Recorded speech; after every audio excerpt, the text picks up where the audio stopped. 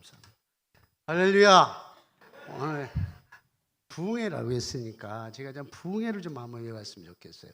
사실 이 식사하시고 이 시간이 약간 이제 뭐 졸리고 하는 시간이긴 하지만 제가 한 30년 동안 교수 사역을 했으니까 사실 저는 뭐 구약을 전공했으니 구약학자잖아요. 그렇지만은 제가 43년을 사역을 했더니 목회 사역을 했단 말이에요. 훨씬 더 목회 사역이 더 많기 때문에 저는 전형적인 목회자다 이렇게 생각을 해서 오늘 그런 마음으로 이 강단에 섰고 저 사실 오늘은 제가 이제 우리 칼빈교회 담임 목사님 우리 강민성 목사님에게 내가 칼빈 교회 가고 싶어 죽겠다. 좀 갈 수 있도록 좀 해달라. 가도 되겠냐 그렇게 물었어요. 그랬더니 아이고 오세요 그러더라고. 뭐 잘릴까봐 그러는지. 아니 학교에서 그래서 흔쾌히 담임 목사님이 여러분 허락해 주셔서 오늘 아주 기쁨으로 달려왔습니다. 사실 저도 주일날은 많이 바빠요. 계속 예배가 있으니까. 그러나 이제 저희 드림교회는 이제 30년 사역을 하고 이제 총장이 되면서 이제 내려놔야 되겠다 이렇게 생각해서 이제 내려놓았어요. 이제 절차만 밟고 있습니다. 그래서 그런지 제가 이제 칼빈 대학교 총장으로 와서 이제 10개월 됐습니다. 딱 10개월이 됐는데 칼빈 교회가 너무 사랑스럽고 그리고 오고 싶은 마음이 있고 보고 싶은 마음이 있고 뭐 이상해요. 뭐 팔이 안으로 굽는다는 그런 느낌이 들어서 매일 새벽기도 끝나면 여기 7시에서 7시 반이면 딱 제 총장실에 도착을 합니다. 아무도 없어요. 이제 제가 문 열고 들어가고 우리 박 회장님이 문을 열어주거나 이렇게 하는데 지나다니면 늘 이렇게 우리 칼빈 교회가 마음속에 와 닿고 그래요.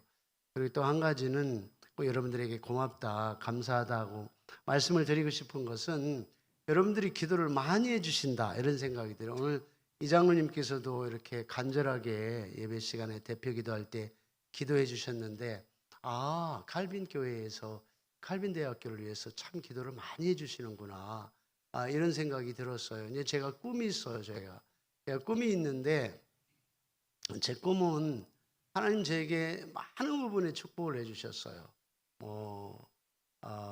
아주 작은 개척교회 같은 데서 이렇게 지금 현재 섬기는 교회로 크게 부흥도 시켜주셨고 그리고 또 최초로 아주 평교수로 학교에 들어와 가지고 총장까지 되고 칼빈 대학교 칼빈 신학교 출신으로는 1호라고 하니까 제게 하나님이 얼마나 많이 축복해 주셨어요. 너무 큰 축복을 주셨어요. 그래서 제 마음속에 우리 칼빈 대학교를 제 생의 마지막으로 비전을 삼자 그런 생각을 했어요. 칼빈 대학교 안에 칼빈 교회가 있잖아요. 그래서 칼빈 교회나 칼빈 대학교는 하나다 이런 생각을 가지고 있고 기도를 많이 해주시는구나. 그래서 사실 제 인생의 멘토고 또 하나의 모델이라고 할 수 있는 것은 우리 칼빈 교회의 가장 전성기를 이루었던 것은 김희한 총장님 때 전성기 이루었어요. 그렇죠? 생각나죠? 안 나요? 나요? 네, 생각날 거예요. 교회 뭐 거의 500명 가까이 성도들도 모이고 뿐만 아니라 학교도 마찬가지. 학교도 그때가 제일 전성기였어요. 제일 행복하고 제일 좋은 때였어요. 저는 그 자리에 있었단 말이에요. 그리고 사랑을 너무너무 많이 받았고 그래서 제가 학교를 하든 이거는 하나의 롤모델이다 이런 생각을 해서 제2의 전성기를 만들어 보자. 우리 칼빈 대학교를 그런 생각을 가지고 있거든요. 근데 환경은 너무 어려워요. 너무너무 어렵습니다. 여기 교수님 몇 분 계시지만 정말 어려워요. 뭐 기본적으로 학력 인구가 40만에서 20만으로 줄었으니까 학교에 들어갈 학생이 100명인데 들어갈 사람이 50명밖에 안 되는 거예요. 모집 정원이 100명인데 들어갈 사람이 50명밖에 안 되는 거예요. 50명 어디서 채워올 거예요? 문 닫아야죠. 지금 상황이 그래요. 그런데 하나님께서 우리 칼빈 교회가 기도해 주시고 제가 10개월을 지난달은 4주 내내 해외 학생 유치를 위해서 나갔어요. 물론 우리 학교가 또 UNA 아카데미 임팩트라고 하는 기관에 인증을 받아서 제가 UNA 한 주간 참석을 하고 그렇게 계속해서 10개월에서 외국에 나간 시간이 얼마나 많은지 몰라요.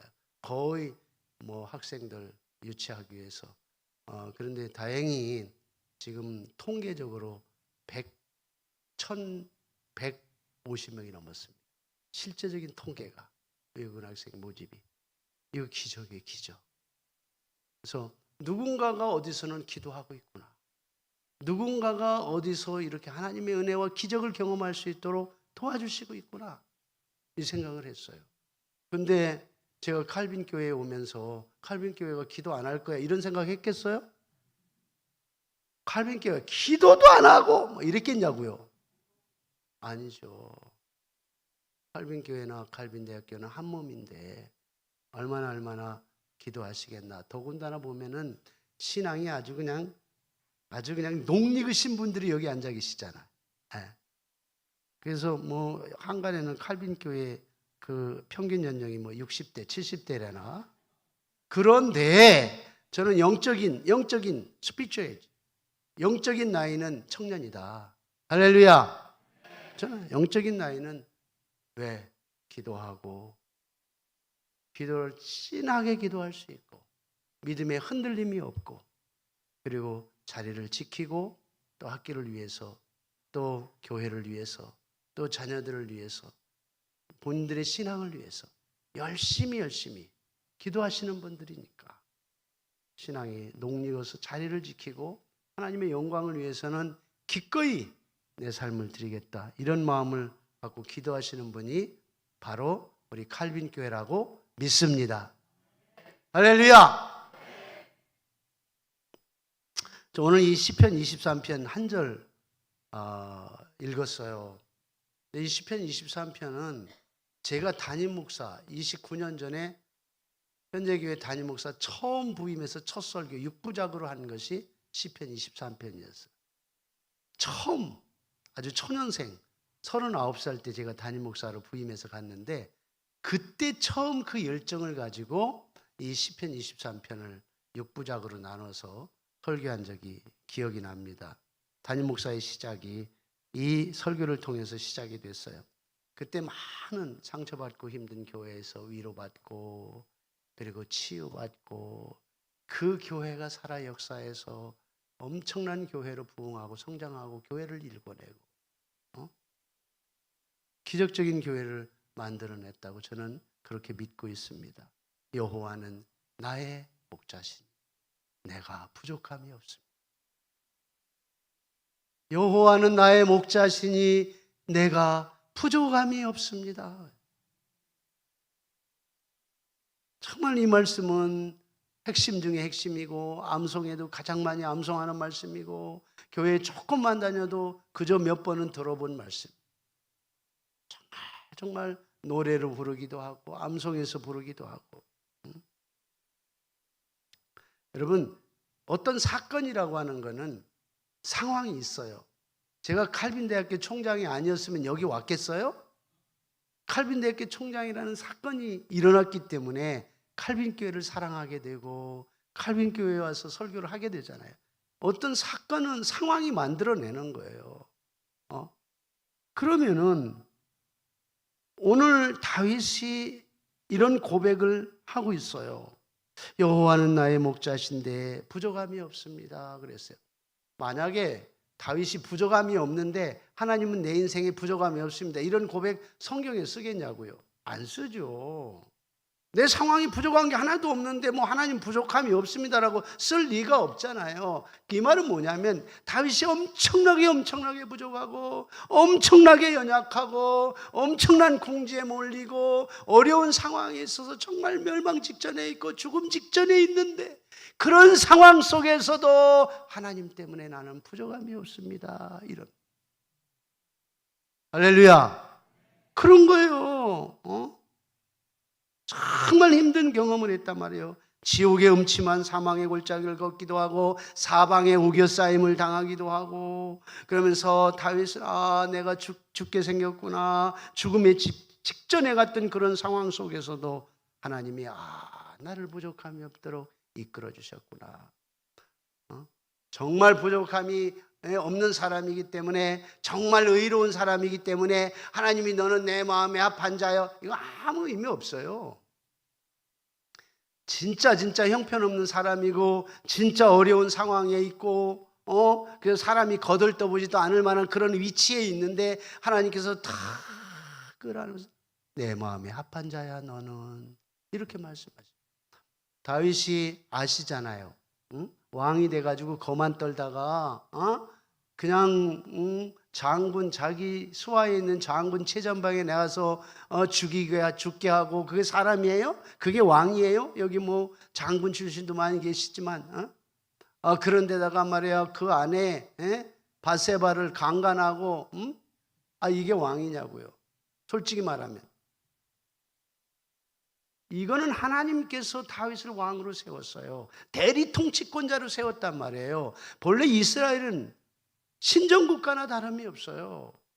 진짜 왕은 하나님이란 말이에요. 하나님이 다윗을 대리 통치자로, 너는 내 뜻대로 통치하는 왕이야, 이렇게 해서 하나님이 이 이스라엘 왕국을 세워주셨잖아요. 근데 자기가 왕인 줄 알고 껐덕거리고 자기 마음대로 살았단 말이죠.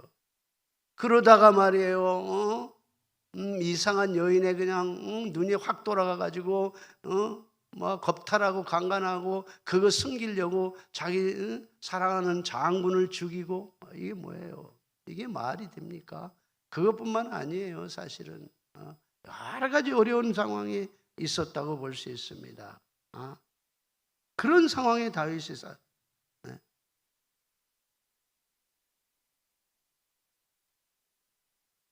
그런 상황에 다윗은 하나님 때문에 내가 삽니다, 하나님 때문에 살 수밖에 없습니다, 이렇게 고백하고 있는 것입니다. 여러분, 우리의 상황은 다 다르게 우리가 찾아올 수 있어요. 우리에게 찾아온 여러 가지 어려움들이 우리에게 있을 수 있어요. 그러나 그것만은 전부가 아니죠. 거기에 아무리 어려운 상황이 있어도 우리에게 딱 한 가지, 우리에게 희망이라는 것이 있으면 우리가 살아갈 수 있다는 얘기를 합니다. 누가 이런 얘기를 했어요. 5월의 장미꽃은 여지없이 화사하게 피어납니다. 그래서 우리의 마음에 이런 메시지를 줍니다. 이 세상에 희망은 있구나. 이 희망이라는 게 굉장히 용기를 줄 수 있다고 하는 겁니다. 사실 우리에게 이런 일 저런 일 걱정거리가 생길 수 있죠. 우리가 건강이 좀 안 좋을 수 있기도 하고, 또 우리가 늘 노심초사 자녀들 위해서 기도하는데, 또 자녀 아들, 딸, 손주 위해서 기도하는데 또 생각대로 안 되는 부분도 있고 다 그럴 수 있거든요. 그런데 중요한 것은 거기에 그런 다양한 일들이 일어나도 희망이 우리에게 있으면 어떤 상황 속에서도 이겨낼 수 있다. 심리학자들이, 한 그룹의 심리학자들이 실험을 하나 했어요. 어느 날 조그마한 통에 생쥐 3마리를 넣고 꽉 닫았어요. 하루 만에 통을 열어보니까 어떻게 되겠어요? 3마리 생쥐가 다 죽은 거예요. 그래서 이 실험자들은 또다시 그 다음 날에 똑같은 통에 생쥐 3마리를 넣었습니다. 그 대신 그때는 조그마한 바늘구멍 같은 실구멍을 하나 뚫어놨어요. 그리고 나서 하루가 지났어요. 그리고 그 갇혀있었던 뚜껑을 열었어요. 생쥐 3마리가 살았을까요? 죽었을까요? 살았겠죠. 왜? 바늘만한 빛이 들어오는 희망을 그들이 보았기 때문에. 그 작은 빛이지만 생쥐도 희망이 있으면 희망을 잃어보지 않고 죽지 않는다는 사실을 이 심리학자들은 그 실험을 통해서 검증해냈던 거예요. 여러분, 사실 다윗이 살았던 건 그거예요. 하나님이 내 인생의 목적이다. 사면초가가 되고 어려운 상황이 된 것 같아도 비록 생쥐라도 이렇게 한갓에 빛이 들어오면 그 생명을 유지하는 것처럼 모든 인간도 역시 희망이 있으면 사는데, 결국 하나님이 우리 인생의 희망이 된다는 것을 아는 것입니다. 오늘 시편 23편에 우리가 하나님께서 우리와 함께 계시겠다 이런 말씀이에요. 근데 그분이 누구시라고요? 내 인생의 목자. 내 인생의 목자이기 때문에 희망이 된다는. 목자는 사실 우리가 잘 공감이 가지 않아요. 목자는 양과 연결할 때 공감이 생깁니다. 양은 언제나 목자가 희망이에요. 목자 없는 양은 아무리 뭐 자기가 뭐 힘이 있어서 뭐 할 수 있을 것 같지만 아무것도 할 수 없어요. 결정할 수도 없고요. 자신을 믿을 수도 없고요. 그리고 자신을 확신할 수도 없습니다. 그러니까 양을 너무너무 잘 연구한 사람이 있어요. 제가 한 몇 년 전에 했을까? 한 40년 전에 발견했을까요? 너무너무 여호와는 나의 목자시라고 그때는 그렇게 책이 나왔어요. 이름이. 이 사람이 누구냐면 필립 켈러라는 사람이에요. 지금은 양과 목자라는 말로 생명의 말씀사가 다시 이렇게 재편집해서 나왔더라고요. 꽤 오래된 책이에요. 이게 필립 켈러라는 사람이 쓴 책인데 여호와는 나의 목자시라는 책이에요. 근데 이분이 목사님이에요. 근데 이가 목사로 헌신하기 전에 9년 동안 양을 키웠어요. 실제 목자를 했어요. 목자. 양을 키우면서 양의 생태를 다 연구하고 양과 함께 동거동락했던 사람이었어요. 그래서 양에 대해서 너무너무 잘 알고 있어요. 그래서 이 필립 켈러가 말합니다. 양의 특징이 3가지가 있다는 거예요. 그 3가지가 있는데 첫 번째는 양의 특징은 방향 감각이 없다. 뭐라고요? 방향 감각이 없어요. 그러니까 어디로 가야 하는지 몰라요. 잘못하면 자기들끼리 가면 낭떠러지에도 막 계속 떨어질 수도 있는 거예요. 그러니까 양은 방향 감각이 절대로 그래서 목자가 필요하다. 그래서 자신들이 생존할 수 있는 유일한 본능은 목자만 따라가면 살 수 있다. 이게 전체 양들의 본능이라는 거예요. 이거는 필립 켈러가 양과 함께 동거동락하면서 경험했던 사실은 검증해냈던 사실이에요. 여러분 가만히 보세요. 죄로 망가진 인간이 방향 감각이 있어요? 하나님 알아요? 몰라요. 그래서 예수 믿는 아는 사람들을 spiritual death, 영적으로 죽었다 그렇게 말해요. 영적으로 죽었다 말해요. 그래서 사탄 마귀도 죽은 시체는 건드리지 않습니다. 영적으로 살아있는 하나님의 백성들을 유혹하고 넘어뜨리지 사실 세상 예수 믿지 않는 사람들은 사탄 건드리지 않아요. 왜요? 영적으로 이미 죽었기 때문에 그래요. 영적으로 죽었다는 말은 결국 죄로 망가진 양심, 죄로 망가진 생각, 이것이 세속적인 사람들의 특징이에요. 영적인 방향 감각을 상실해 버렸어요. 진리라고 하는 말씀을 저들이 이해를 못해요. 그래서 죄를 지은 인간은 언제나 잘못될 수 있다. 언제나 잘못될 수 있고 궁극적으로 예수님이 절대적으로 필요한 존재다라는 것. 목자가 필요합니다. 다행히도 하나님께서 우리를 예수 그리스도 안에서 구원해 주셔서 저와 여러분들은 예수님 내 인생의 목자입니다. 그분 쫓아가잖아요. 할렐루야. 그분 쫓아갈 때 승리의 최종적인 결과가 저와 여러분들에게 있을 줄로 믿습니다. 그 양의 특징 중에 하나는 질병에 대한 방어 능력이 없어요. 첫 번째는 방향 감각이 없어요. 두 번째는 자기 자신이 질병에 대한 방어 능력이 없다는 거예요. 그래서 목자가 언제나 청결하게 목자를 만들어 줘야 합니다. 양은 스스로 질병에 대한 방어 능력이 전무합니다. 그래서 목자는 양을 종종 시냇가로 데려가서 양들을 씻겨주고 목욕을 시켜주고 그리고 양의 상태를 청결하게 만들어줌으로써 질병에 대한 방어를 이 목자가 해준다고 합니다. 인간에게 죄의 더러움이 있어요. 예수 그리스도의 보혈이 아니면 씻길 방법이 없어요. 스스로는 방어 능력이 없습니다. 영적 질병에 대한 방어 능력이 없어요. 자기 자신을 거룩하게 만들어갈 수가 없습니다. 이 세상은 누구도 거룩한 자가 없어요. 그래서 누구도 정죄할 수 없는 거예요. 우리가 누구도 정죄할 수 없는 이유는 거기에 있는 거예요. 나도 여러분도 정죄할 수 있는 자격이나 권리가 없어요. 예수 그리스도를 통해서 우리가 죄 사함을 받고 거룩한 백성이 되었기 때문에 그런 거예요. 예수님 말씀하세요. 누구든지 죄가 없는 자가 먼저 돌로 치라. 아무도 돌로 친 사람이 없어요. 다 아이서부터 어른애까지 단 한 사람도 남지 않았어요. 나도 너를 정죄하지 않으라. 이제는 거룩하게 살아. 이 예수님의 말씀이었단 말이죠. 그래서 여러분, 목자가 필요해요. 목자가 있으면 양은 살게 되어 있는 것입니다. 양의 특징 중에 필립 켈러가 말합니다. 필립 켈러는 양은 맹수로부터 자기 방어 능력이 전혀 없다고 말합니다. 그래서 양은 주변의 늑대나 기타 맹수들로부터 자기 자신을 지켜낼 능력이 없는 거예요. 그래서 목자가 언제나 지팡이를 가지고 다니고 막대기를 가지고 다니면서 사용하고, 언제든지 맹수가 나타나면 그 지팡이와 막대기가 무기가 되는 거예요. 그래서 양을 보호해 주는 거예요. 양은 진짜 약해요. 진짜 약하고 약해 빠져 있습니다. 어떤 면에서 보면 예수 믿는 사람들도 그렇지 않나 싶어요. 예수 믿는 사람들도 내가 예수 믿기 때문에 참아야 되고, 또 예수 믿기 때문에 양보해야 되고, 또 이해해야 되고, 참 이리 치면 이리 치이고 저리 치면 저리 치이고, 예수 믿는 사람들이 대체적으로 그렇지 않은가, 그런 생각이 들어요. 그러나 한 가지, 우리가 목자이신 예수님을 붙잡고 있으면 우리 주님이 간섭해 줘요. 우리 주님이 처리해 주시고, 우리 주님이 물리쳐 주시고, 우리 주님이 궁극적으로 여호와 니시, 승리의 축복을 주시는 줄로 믿습니다.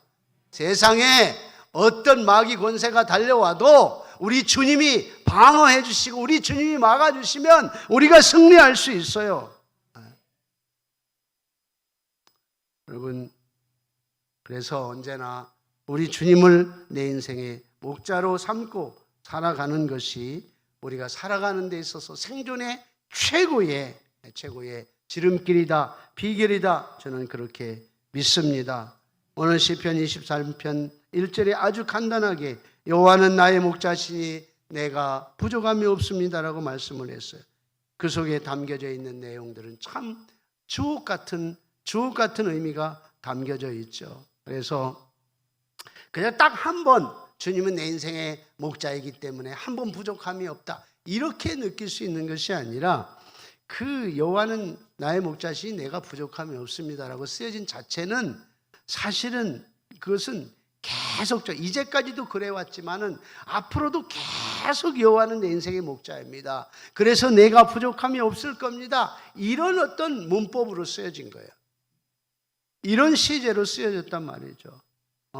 여러분, 그래서 우리 주님이 십자가에서 돌아가실 적에 그저 단 한 번 우리의 죄를 위해서 돌아가신 것이 아니라 우리의 모든 죄를 위해서, 우리의 지금으로부터 마지막 천국 갈 때까지 우리가 지은 죄와 지을 죄를, 모든 죄를 짊어지고 십자가에서 죽으셨어요. 할렐루야.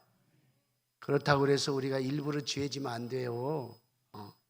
일부러 죄를 지면 안 되고, 우리가 부득불 참 어쩔 수 없는 상황에서 참 죄를 지을 수 있지만, 그러나 우리가 일부러 자범죄를 일부러 막 짓는 것은 그는 아주 불경죄로서 우리가 우리의 신앙을 다 깎아먹는 역할을 하게 되는 것입니다. 그래서 참 우리의 작고 큰 모든 죄를 예수님의 십자가에서 다 달려 돌아가셨다 하는 것을 우리가 한번 꼭 기억하면서 주님이 내 인생의 목자가 되신다는 것을 여러분 기억하시기를 바랍니다. 참 신기하죠. 여러분, 성지순례 우리 장로님 권사님 저하고도 이제 다녀오신 분들이 계신데, 성지순례 가면은 이제 저희 교회에서도 여러 번 했어요. 우리 학교에서도 여러 번 하고, 그래서 1차는 예루살렘, 요르단 이쪽 중심으로 하고, 2차는 터키 이렇게 소아시아 쪽으로 해서 아테네, 고린도, 로마까지 2차 이렇게 하고, 3차는 정교계획지를 통해서 프랑스, 독일, 스위스 이쪽으로 쭉 이렇게 성지순례를 하게 되는데, 주로 이제 팔레스타인 같은 데 성지순례를 다녀보면은, 주로 예루살렘에서 여리고를 가려면은 해수 지포면이 중간쯤에서 산 중턱쯤에 이렇게 있습니다. 여기가 해수면인, 그러니까 제로 포인트예요. 쭉 내려가면 사해는 마이너스 400m가 되잖아요. 밑으로 계속 내려가니까. 그래서 예루살렘에서 여리고 쪽으로 쭉 내려가서 계속 남쪽으로 내려가면 사해가 나옵니다. 근데 이렇게 쭉 내려가다 보면 이제 주변에 이렇게 산들이 있어요. 산들이 있으면 이렇게 띠가 형성이 되어 있습니다. 이렇게 굉장히 가파른 산이긴 한데 이렇게 띠들이 형성이 되어 있는데 가이드들이 그런 얘기를 해요. 저게 바로 양이 다니는 길입니다. 이렇게. 어떻게 양이 저런 길을 다닐까? 그런 생각을 하는데 양은 다른 게 없어요. 목자가 따라가면 절대 뒤나 옆이나 보지 않습니다. 그죠? 양은 목자의 뒷부분만 보고 가는 거예요.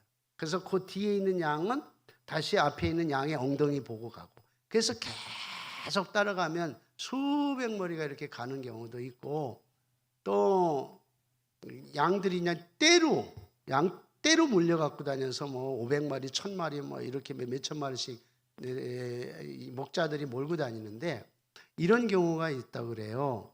그 양의 그 물을 먹이기 위해서 시냇가에 끌고 가면 이 양 저 양 뭐 다 섞일 거 아니에요. 섞이면은 나중에는 이 양들을 어떻게 구분을 해낼까, 이게 뭐 굉장히 궁금한데, 그래서 굉장히 궁금증을 가지고 있는데, 이렇게 살펴보니까 목자는 독특한 양과의 커뮤니케이션하는 소리가 있다는 거예요. 그래서 목자가 양을 불러내는 독특한 노래 같은 소리를 하면 그 목자에 따라 있는 양만 싹 빠져나와요. 너무너무 이상해갖고 이걸 연구하는 사람이 나도 좀 한번 해봐야지 그래갖고 목자가 내는 소리를 많이 연습을 했대요. 많이 연습을 하고 이런 상황 속에 자기도 혹시 따라오나 하고 그 목자가 내는 소리 이미테이션을 쫙 냈는데 한 마리도 안 따라오더라는 거예요. 기가 막히죠? 여러분, 양은 목자의 음성을 들어요. 요한복음 10장에 있는 것처럼 양은 목자의 음성을 듣고 목자는 양의 음성을 알아들어요. 여러분, 양과 목자의 관계는 아주 독특한 관계예요. 그걸 우리는 생명적 관계 이렇게 말해요. 양은 목자가 떨어지면 죽음. 여러분, 우리 인생에 주님이 목자이십니다. 우리는 그 주님이 얼마나 복된 축복된 목자인가를 교회 생활을 통해서 배우고 연습하고 또 쓰러지고 또 넘어지고 그러면서 계속 훈련하는 거예요. 저도 목회자로서 청년 때 부름을 받고 지금 43년 차 목회자로서 부름을 받고 단독 목회자로서는 이제 담임 목사로 29년, 30년을 앞두고 있습니다. 30년을 못 채우고 제가 은퇴를 하게 됐어요. 좀 아쉽긴 해요. 총장으로 하나님이 축복을 해주셔서 그래서 뭐 아쉬움보다 더 좋은 사명을 주셨으니까 열심히 해야 되겠죠. 그러나 다 잘한 건 아니에요. 돌아보면 부족한 것도 있고 돌아보면 잘못한 것도 있고, 내가 목자를 순수하게 따라가지 못했구나. 내가 목자를 정말 목자로서 내가 목자를 떠나면은 내가 죽는데 내 생명이 끝장인데 이런 마음을 갖고 절대적으로 목자를 붙잡지 못했구나. 이런 때가 있었던 것 같다는 생각이 들어요. 우리 여기 계신 성도 여러분, 한평생 믿음 생활하면서 지금도 고고하게 교회를 지키고 신앙을 지키고 늘 기도하면서 보내는 그런 모습들을 제가 들어서 압니다. 앞으로도 이 생명 다하는 순간까지 우리가 예수님이 내 인생의 목자다라고 생각하고 그저 그분이 가라 하면 가고 그분이 따라오라 하면 따라오고 그분이 서라 하면 서고, 그래서 하나님께 영광을 돌리는 그런 복된 우리 칼빈 교회가 될 수 있기를 간절히 주님의 이름으로 축원합니다.